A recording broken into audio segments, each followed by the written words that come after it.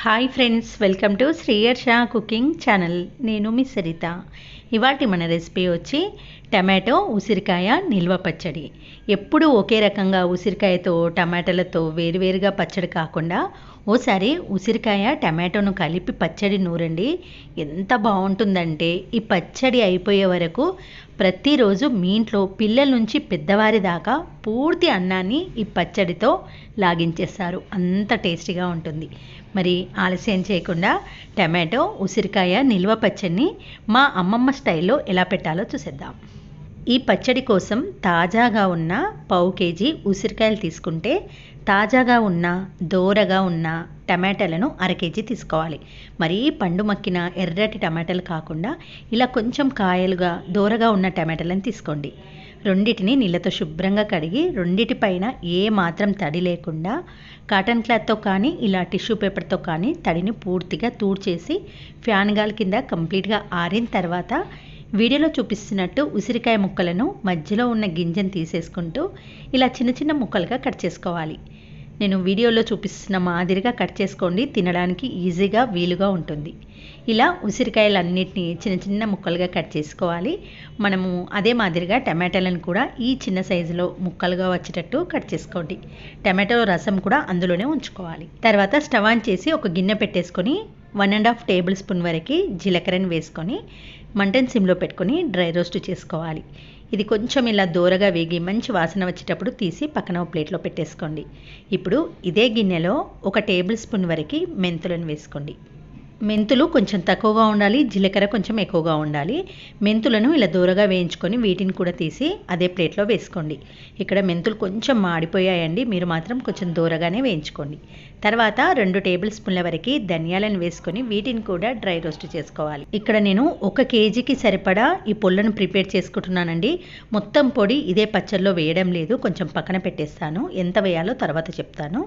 మనము dry roast చేసుకున్న వాటిని పూర్తిగా చల్లారిన తర్వాత మిక్సీ జార్లోకి వేసుకోండి. అదే టేబుల్ స్పూన్ తోటి 4 టేబుల్ స్పూన్ల వరకు ఆవాలు తీసుకోవాలి. దీనిని బట్టే మనము జీలకర్ర, మెంతులు, ధనియాలను తీసుకోవాల్సి వస్తుంది. 4 టేబుల్ స్పూన్ల ఆవాలను డ్రై రోస్ట్ చేయకుండా పచ్చివే మిక్సీ జార్లో వేసి ఇలా మెత్తటి పౌడర్లా గ్రైండ్ చేయండి. ఈ పొడిని నేను వేరే పచ్చళ్ళలో కూడా వాడతాను కాబట్టి ఎక్కువ మోతాదులో ప్రిపేర్ చేసుకున్నాను. కానీ దీంట్లో నుంచి ఎంత వాడాలో పచ్చడి ప్రిపేర్ చేసేటప్పుడు చెప్తాను. తర్వాత పెద్దగా వెడల్పుగా ఉన్న ప్లాస్టిక్ కంటైనర్ కానీ గ్లాస్ జాడి కానీ మడతమాలు కానీ తీసుకోండి. ఇందులోకి మనం కట్ చేసుకున్న ఉసిరికాయ ముక్కలు, టమాటా ముక్కలను రసంతో సహా వేసేసుకోవాలి. గ్లాస్ జాడి కానీ మడతమాలు కానీ అయితే పచ్చడికి బాగుంటుందండి. ప్రస్తుతం నా దగ్గర లేదు కాబట్టి ఇలా టప్పర్వేర్ కంటైనర్ తీసుకున్నాను. ఇది కూడా హెల్త్ పరంగా మంచిదే. అయితే మనము మిక్సీ పట్టుకున్న పొడి ఉంది కదా, ఆ పొడిలో నుంచి 4 టేబుల్ స్పూన్ల పొడి వేసుకోవాలి. మనము ఏ టేబుల్ స్పూన్తో తీసుకున్నామో అదే టేబుల్ స్పూన్ తోటి 4 టేబుల్ స్పూన్లు నిండుగా పొడి తీసుకుంటే పావు కేజీ ఉసిరికాయలు, అర కేజీ టమాటాలకు కరెక్ట్గా సరిపోతుంది. ఎక్స్ట్రాగా మిగిలిపోయిన పొడిని నేను వేరే పచ్చళ్ళలో వాడతాను, అందుకే అది ఎక్స్ట్రా చేసి పెట్టుకున్నాను. ఇప్పుడు 1 కప్పు నిండుగా కారం పొడిని తీసుకోవాలి. గ్రామ్ వైజ్గా 100 గ్రాముల వరకు కారం పొడి పడుతుందండి. టమాటాలు, ఉసిరికాయలు పుల్లగా ఉంటాయి కాబట్టి కారం పొడి, ఉప్పు కొంచెం ఎక్కువగానే వేసుకోవాలి. కారం పొడి దేనితో తీసుకుంటున్నామో దాంట్లోకి హాఫ్ వరకు సాల్ట్ తీసుకోవాలి. తర్వాత ఉప్పు కారం కలిపిన తర్వాత ఏమైనా తక్కువ ఎక్కువ అనిపిస్తే అప్పుడు మనము సెట్ చేసుకోవచ్చు. ఇప్పుడు కారం ఉప్పు వేసి ఈ ముక్కలకు పూర్తిగా కలిసేలా కలిపేయండి. అయితే నేను తీసుకున్న కంటైనర్ చాలా చిన్నగా అయ్యి నాకు కలపడానికి ఇబ్బందిగా అనిపిస్తుందండి. అయినా ఒకసారి కలిపాను కానీ అంత పర్ఫెక్ట్గా కలవలేదు కాబట్టి నేను దీనిని వేరే పెద్ద సైజులో ఉన్న కంటైనర్లోకి మార్చుకుంటున్నాను. కాబట్టి మీరు ముందుగానే దానికి సరిపడా పెద్ద కంటైనర్ తీసుకోండి. ఎప్పుడైనా పచ్చడిలోకి పెద్ద కంటైనర్ తీసుకుంటేనే కలపడానికి వీలుగా ఉంటుంది. అలా అయితేనే పచ్చడి 3-4 నెలల పాటు నిల్వ ఉంటుంది. టైట్గా చిన్న బాక్స్లో పెట్టామంటే కలపడం సరిగ్గా రాదు, ఉప్పు కారం సరిగ్గా పట్టదు, పచ్చడి సరిగ్గా నిల్వ ఉండదు. ఇలా కలిపిన తర్వాత ఈ పచ్చడి తాలింపు పెట్టుకోవాలి కదా. ఇప్పుడు దీనికోసం స్టవ్ ఆన్ చేసి ఒక బాండిలోకి 1 పావు కేజీ వరకు అంటే 250 గ్రాముల నూనెను వేసుకోండి. నూనె వేడెక్కిన తర్వాత 1 టీ స్పూన్ ఆవాలు, అర టీ స్పూన్ మెంతులు, అర టీ స్పూన్ జీలకర్ర, 1 టేబుల్ స్పూన్ వరకు శనగపప్పును వేసి మీడియం ఫ్లేమ్లో దోరగా వేయించుకోండి. పప్పు కొంచెం కలర్ చేంజ్ అయితే సరిపోతుందండి. ఇలా కొంచెం కలర్ చేంజ్ అయిన తర్వాత చిటికెడు పసుపు వేసి కలిపేయండి. ఈ నూనె వేడికి పప్పులు మాడిపోతాయి కాబట్టి కొంచెం దూరగా వేగిన తర్వాత చివర్లో 2 ఎండుమిర్చిని తుంచి వేసుకోండి.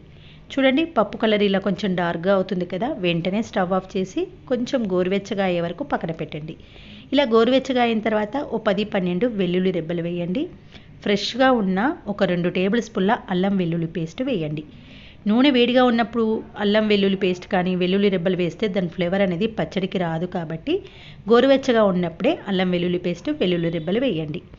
ఈ గోరువెచ్చగా అయిన ఈ తాలింపును మనం ప్రిపేర్ చేసుకున్న పచ్చడిలో వేసి కలిపేయాలి.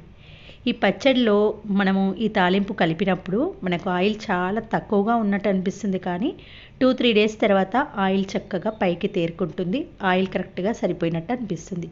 ఇలా ఓసారి కలిపిన తర్వాత ఉప్పు కారం సరిపోయిందో లేదో చెక్ చేయండి. నేను వేసిన సాల్ట్ కొంచెం తక్కువగా ఉంది కాబట్టి మరొక టేబుల్ స్పూన్ సాల్ట్ వేసి కలుపుతున్నాను. సాల్ట్ ఏమాత్రం తక్కువగా ఉన్నా పచ్చడి ఎక్కువ రోజులు నిల్వ ఉండదు కాబట్టి కరెక్ట్గా సరిపోయేటట్టు వేసుకోండి. మూత పెట్టి 2 డేస్ అలా వదిలేసేయండి. చూడండి 2 డేస్ తర్వాత ఆయిల్ చక్కగా పైకి తేరుకుంది, మంచి కలర్లో కనిపిస్తుంది కదా. టేస్ట్ కూడా చాలా చాలా బాగుందండి. ఉప్పు కారము పులుపు ప్రతి ఒక్కటి సరిపోయింది. మీరు నేను చెప్పిన మెజర్మెంట్స్, నేను చెప్పిన కొలతలు, నేను చెప్పిన టిప్స్తో కనుక పచ్చడి పెట్టారంటే మీకు 4 నెలల పాటు నిల్వ ఉంటుంది. ఈ పచ్చడి అయిపోయే వరకు మీ ఇంట్లో పిల్లల నుంచి పెద్దవారి దాకా పూర్తి అన్నాన్ని పచ్చడితో తినకపోతే నన్ను కమెంట్ సెక్షన్లో అడగండి. మా అమ్మమ్మ అయితే ఉసిరికాయలు వచ్చాయంటే ఖచ్చితంగా ఈ పచ్చడిని ప్రిపేర్ చేస్తుందండి. ప్రతి ముద్దకు ఉసిరికాయ ముక్క టమాటో ముక్క కరకరలాడుతూ భలే టేస్టీగా తగులుతూ బాగుంటుంది. తప్పకుండా ట్రై చేయండి. ఈ పచ్చడి నచ్చితే ఒక లైక్ చేసి మీ ఫ్రెండ్స్తో రిలేటివ్స్తో షేర్ చేయండి. మరొక మంచి వీడియోతో మళ్ళీ కలుద్దాం. Thanks for watching.